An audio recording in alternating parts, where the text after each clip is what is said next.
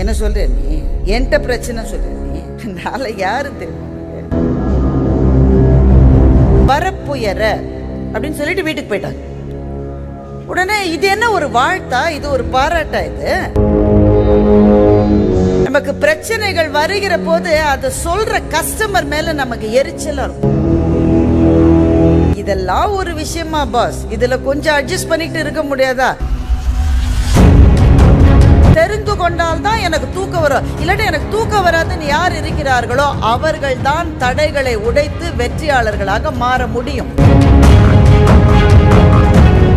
We believe in God, but for everything else we need data.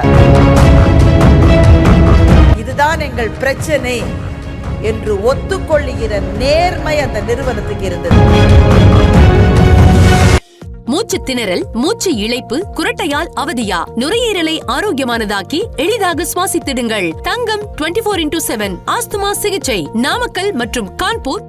உண்மையில அது ஒரு சுவாரஸ்யமான நிகழ்வு, தமிழ் இலக்கியத்தில் முக்கியமான நிகழ்வு. ஒரு பெரிய மன்னன் நிறைய புலவர்களை கூட்டு தன்னை பாராட்ட சொல்லி மன்னர் சொல்றார். அந்த காலத்திலிருந்து இந்த காலம் வரை அப்படித்தான் நம்ம இருக்கோம்.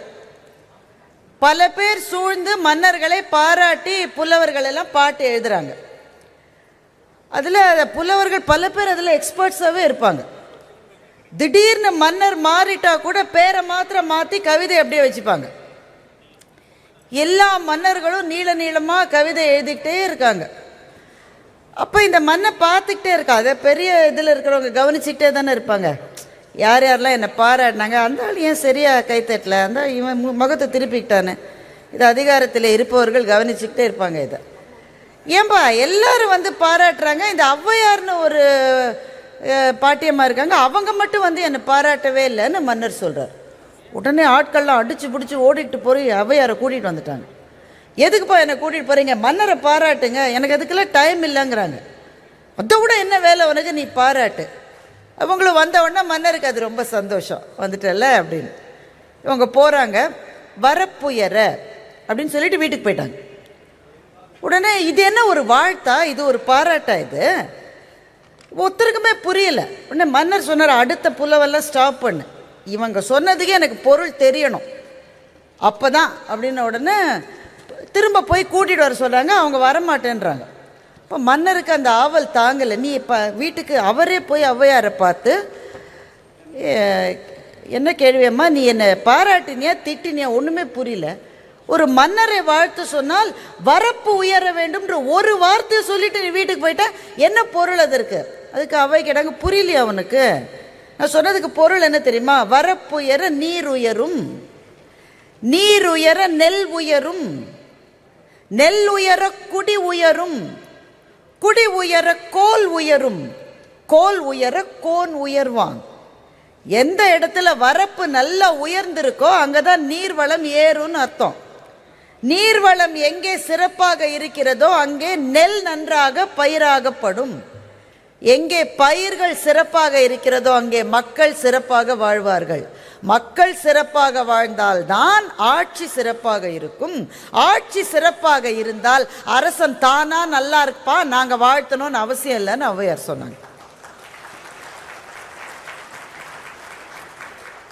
அது சார் ரொம்ப அழகா சொன்னாரு. இது ரொம்ப முக்கியமா இதிலிருந்து நாம் புரிந்து கொள்ள வேண்டிய விஷயம் என்னவென்றால், இப்ப பார்த்திபன் சார் மாதிரி ஏற்கனவே நிறைய பயங்கரமான வளர்ச்சிகளை வெற்றிகளை தொட்டு விட்டவர்கள் தான் நிறைய பேசி மற்றவங்களுக்கு அதற்கான டிப்ஸை கொடுக்கணுமே தவிர, மற்ற ஆண்டர்பிரினர்ஸ் எங்களை மாதிரி பேச்சாளர்கள்லாம் குறைவாக பேசணுன்றது தான் இதில் இருக்கிற நாம் தெரிந்து கொள்ள வேண்டிய முக்கியமான விஷயம்.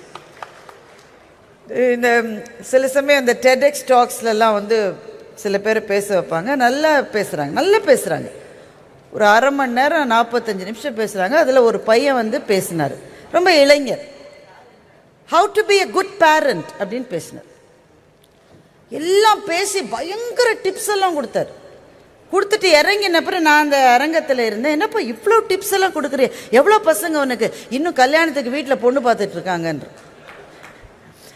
அப்போ யார் அந்த துறையிலே கால் பதித்து விழுந்து எழுந்தார்களோ அவர்கள் சொல்லுவது தான் நம்ம உண்மையாக ஃபாலோ பண்ண வேண்டிய டிப்ஸுன்றது தான் வரப்புயரிலிருந்து நாம் தெரிந்து கொள்ள வேண்டிய விஷயம். இனிய நண்பர்களே, சார் பேசினதில் இன்னொரு விஷயம் எனக்கு ரொம்ப பிடிச்சது. That was about the root cause analysis. நமக்கு பிரச்சனைகள் வருகிற போது அதை சொல்கிற கஸ்டமர் மேலே நமக்கு எரிச்சலாக இருக்கும். நான் ஒரு பேங்க்கில் பல்லாண்டுகள் இருந்திருக்கேன், கஸ்டமர் கேர் டிவிஷன்லேயே ரொம்ப நாள் இருந்திருக்கேன். வந்துட்டாயா ஒரு கம்ப்ளைண்ட்டை தூக்கிக்கிட்டு அப்படி தான் தோணும் நமக்கு முதல்ல. இதெல்லாம் ஒரு விஷயமா பாஸ், இதில் கொஞ்சம் அட்ஜஸ்ட் பண்ணிக்கிட்டு இருக்க முடியாதா, இதை கூட ஒரு கம்ப்ளைண்ட்னு வந்து இதுதான் நம்ம மனசில் இருக்கும். But if you are a serious entrepreneur, if you are really serious about your product, customer சொல்லுகிற ஒவ்வொரு சொல்லுக்குள்ளும் ஏதோ ஒன்று இருக்கிறது. அதனுடைய இறுதி வரை போய் பார்த்து அந்த கஸ்டமர் சொல்ற அந்த பிரச்சனையினுடைய காரணத்தை தெரிந்து கொண்டால்தான் எனக்கு தூக்கம் வரும். இல்லாட்டி எனக்கு தூக்கம் வராதுன்னு யார் இருக்கிறார்களோ அவர்கள் தான் தடைகளை உடைத்து வெற்றியாளர்களாக மாற முடியும். நமக்கு இருக்கிறதே 4 கஸ்டமர், அதில் ஒருத்தர் கம்ப்ளைண்ட் பண்ணால் வந்துட்டான் கம்ப்ளைண்ட்டை தூக்கின்னு நினைச்சா அடுத்த கட்டத்துக்கு போகவே முடியாது. So let me give you an example. பாண்டியாக்னு ஒரு கார் இருக்கு, ஒரு அமெரிக்கன் கார், நீங்கள் நிச்சயமாக கேள்விப்பட்டிருப்பீங்க. அந்த கார் கம்பெனியினுடைய கஸ்டமர் சர்வீஸ் டிபார்ட்மெண்ட்டுக்கு ஒரு லெட்ரு வந்தது. அப்போல்லாம் லெட்ரு தான், ஃபோன் கால் இமெயிலாம் இல்லாத ஒரு காலகட்டம்.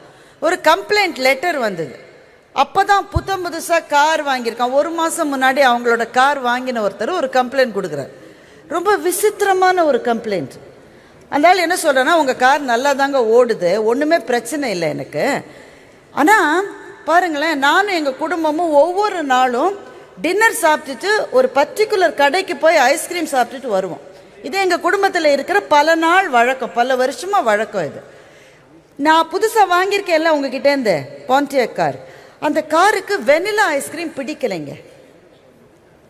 இந்த இப்போ லெட்டர் படிக்கிறவனுக்கு எப்படி தூக்கி வாரி போட்டிருக்குன்னு பாருங்கள். காருக்கு எதுக்கடா மச்சான் வெனிலா ஐஸ்கிரீம் பிடிக்கணும்? ஆமாங்க, நாங்கள் தினம் போய் அந்த கடை வாசலில் கார் நிறுத்திட்டு உள்ளே போவோம். ஒவ்வொரு நாள் ஒவ்வொரு ஐஸ்கிரீம் வாங்குவோம். ஒரு நாள் வெனிலா ஐஸ்கிரீம், ஒரு நாள் சாக்லேட், ஒரு நாள் வேறு ஐஸ்கிரீம். வேறு எந்த ஐஸ்கிரீம் வாங்கினாலும் அதை வாங்கிட்டு காருக்கு வந்த உடனே கார் ஸ்டார்ட் ஆயிடுது. ஆனால் என்னைக்கெல்லாம் நான் வெனிலா ஐஸ்கிரீம் வாங்குறேனோ அந்த கார் ஸ்டார்ட் ஆக மாட்டேங்குதுன்னு ஒரு ஆள் கம்ப்ளைண்ட் கொடுத்துருக்கு. இப்போ நீங்கள் அந்த கம்பெனியினுடைய கஸ்டமர் கேர் தலைவராக இருந்தால் என்ன சொல்லுவீங்க? பல பேர் நாட்டில் இப்படி தாண்ட சுற்றிக்கிட்டு இருக்கான் மாப்பிள்ள. வெயில், அது நம்ம ஊர்லேயாவது சொல்லிடுவோம் வெயில் ஜாஸ்தி, அந்த ஊரில் அதுவும் சொல்ல முடியாது. கிழிச்சு குப்பை தொட்டியில் போட்டிருப்பான். இல்லாட்டக்க we have got nothing to do with vanilla ice creams. Irrespective of the flavor of ice cream that you choose, our cars function the same way. ஸ்டாண்டர்டாக ஒரு டெம்ப்ளேட் வச்சுருப்பான், பதில் சொல்லிடுவான். ஆனால் அந்த நிறுவன தலைவர் வந்து ஒவ்வொரு கம்ப்ளைண்ட்டையும் சார் சொன்ன மாதிரி ரூட் காஸ் அனாலிசிஸ் பண்ணி கடைசி வரை போய் என்னன்னு தெரிஞ்சுக்கணி என்று அது ஒரு கலாச்சாரமாக அந்த நிறுவனத்திலே இருந்தது. அதை மீற முடியாததுனால அந்த கஸ்டமர் சர்வீஸ் டிபார்ட்மெண்ட்டில் இருந்த ஒரு ஆள் இவரை போய் சந்திக்கிறான். யாரை? நம்ம வெனிலா ஐஸ்கிரீம் பார்ட்டியை போய் சந்திக்கிறான்.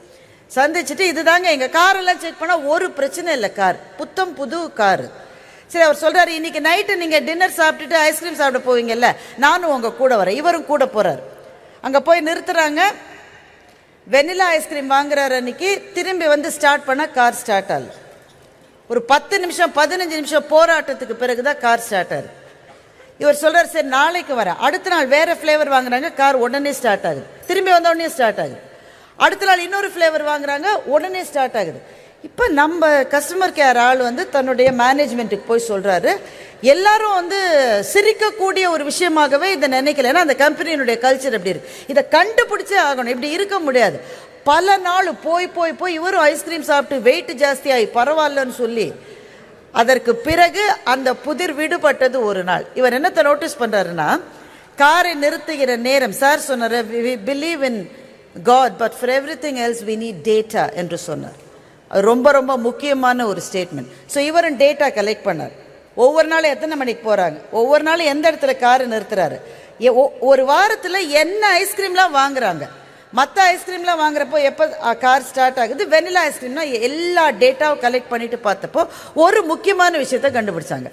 வெனிலா ஐஸ்கிரீம் தான் பேசிக் ஐஸ்கிரீம்ன்றதுனால அந்த ஸ்டோரில் என்ட்ரு பண்ண உடனே முதல்ல வெனிலா ஐஸ்கிரீம் தான் இருக்குது.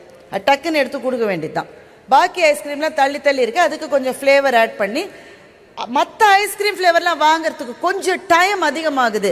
வெனிலா ஐஸ்கிரீம் வாங்குற அன்னைக்கு மிக விரைவில் பில்லிங் முடிச்சு உடனே திரும்பி வந்துடுறாருன்ற விஷயத்த அவங்க கண்டுபிடிக்கிறாங்க. சரி, இதில் தான் சூட்சுமம் இருக்குது. திரும்ப திரும்ப செக் பண்ணுற போது அவர்களுக்கு தெரிய வந்த விஷயம், அந்த காரில் வேப்பர் லாக் என்று சொல்லப்படுகிற ஒரு பிரச்சனை இருக்குது.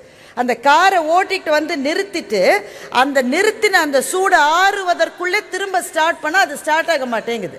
கொஞ்சம் நேரம் கொடுத்தா திரும்ப அது ஸ்டார்ட் ஆகுது. இவர் என்னைக்கெல்லாம் வெனிலா ஐஸ்கிரீம் வாங்க போறாரோ உடனடியாக வாங்கிட்டு வந்துடுறாரு, வேப்பர் லாக் ஆகி ஸ்டார்ட் ஆக மாட்டேங்குது. என்னைக்கெல்லாம் மற்ற ஃப்ளேவர் வாங்குறாரோ கொஞ்சம் நேரம் ஆகுதுனால அதுக்குள்ள அது ஸ்டார்ட் ஆயிருது. ஸோ பிரச்சனை வெனிலா ஐஸ்கிரீம்ல இல்லை, கார்ல தான் இருக்குன்னு கண்டுபிடித்ததோடு மாத்திரம் இல்லாமல் இதுதான் எங்கள் பிரச்சனை என்று ஒத்துக்கொள்ளுகிற நேர்மை அந்த நிறுவனத்துக்கு இருந்தது. Now it is a very very popular case study. The Pontiac car and the vanilla ice cream என்பது மிக மிக பிரசித்தமான ஒரு கேஸ் ஸ்டடி.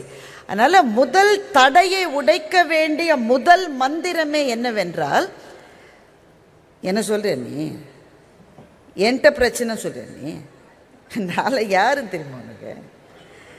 இந்த மனோபாவம் இருக்கிறவர்கள் ஒரு தொழில் முனைவராக ஜெயிக்கவே முடியாது, ஒரு நாளும் சாத்தியமில்லை. ஒருவேளை தவறு இருக்குமோ, ஒருவேளை என்னோட ப்ராடக்ட்ல ஏதாவது ஒரு மிஸ்டேக் இருக்குமோ, ஏதாவது ஒரு பிரச்சனை இருக்குமோ என்ற மனப்பான்மை இருக்கிறவர்கள் தான் தடையை உடைத்து ஜெயிக்கிறவர்களாக இருக்கிறார்கள். ரெண்டாவது விஷயம், அஜிலிட்டி பற்றி அவர் பேசினார். அது நம்ம மனசு வந்து சில விஷயங்களில் ஈடுபட்டுட்டா அதை மாற்றிக்கொள்வதற்கு ரொம்ப நம்ம தயங்குவோம். ஆனால் இந்த மாற்றங்களை பொருட்படுத்தாமல் அஜைலா யார் இருக்காங்களோ அவர்களுக்கான வெற்றி தான் இங்கே பேசப்படுகின்ற வெற்றி எல்லாம். ஒரு உதாரணம் சொல்லிட்டேன். ரொம்ப பெரிய ஸ்வீட் நிறுவனம் இன்றைக்கு தமிழ்நாட்டில் இருக்கிற முதல் அப்படின்னு அதை நீங்கள் வச்சுக்கலாம். அந்த ஸ்வீட் கம்பெனியினுடைய தலைவருக்கு ஒரு பிரச்சனை. எப்போவுமே அவங்களுக்கெல்லாம் என்ன பிரச்சனைனா, தீபாவளி சமயத்தில் ஸ்வீட் போடுறதுக்கு மாஸ்டர் கிடைக்க மாட்டாங்க. ஏன்னா அப்போ தான் டிமாண்ட் அவங்களுக்கு. தீபாவளி பக்கத்தில் வருதுனாலே அந்தந்த ஸ்வீட் கம்பெனி பிரபலமாக இருக்கிற ஸ்வீட் மாஸ்டர்ஸை அப்படியே தூக்கிட்டு போயிடுவாங்க. உங்களுக்கு தெரியும் தானே எவ்வளவு எம்ப்ளாயிஸை லூஸ் பண்ணியிருக்கேன் நீங்கள். முந்தின நாள் தான் போனஸ் கொடுத்துருப்பீங்க. முதலாளி காலையில் 7 மணிக்கு வரேன் பாரு ஒரு ஆள், அடுத்த நாள் எங்க? So you lose your employees. அதுவும் இன்றைய காலகட்டத்தில் உங்களுக்கு இருக்கிற மிக மிக மிக பெரிய பிரச்சனை தகுதியான ஆட்கள் கிடைக்காமல் இருப்பதும், தப்பி தவறி தகுதியான ஆட்கள் கிடைத்தால் அவர்களை உங்கள் நிறுவனத்தில் தக்க வைத்துக் கொள்வதும் தான் உங்களுக்கு இருக்கிற பிரச்சனைகளில் முதல் பிரச்சனை இன்றைக்கு. மூச்சு திணறல், மூச்சு இழைப்பு, குரட்டையால் அவதியா? நுரையீரலை ஆரோக்கியமானதாக்கி எளிதாக சுவாசித்திடுங்கள். தங்கம் 24/7 ஆஸ்துமா சிகிச்சை நாமக்கல் மற்றும் கான்பூர்.